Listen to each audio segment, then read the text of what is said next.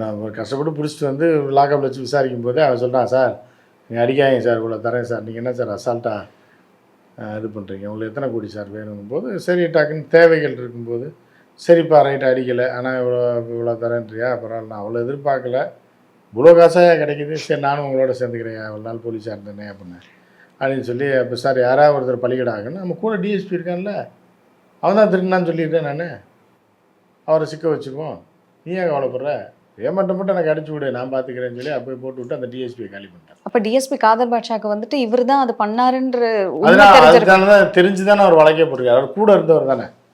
இப்போ இது உருவம் அப்படின்றது நிழலுக்கு தெரியாதா, இந்த மாதிரி கூடயே இருந்தவர், டியூட்டியில் இருந்தவர், அவர் கண்டுபிடிச்சிட்டாருன்றக்காக தான் அவரை காலி பண்ணும்.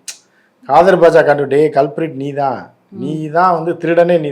இந்த வடிவேல் காமெடியில் சொல்ல, எனக்கு என்னமோ ஓ மேலே தான் சந்தேகமாக இருக்குது, திருடன் அலையிற, ஆனால் ஓ மேலே தான் எனக்கு சந்தேகமாக இருக்குன்னு காதர் பாட்ஷா சொல்ல.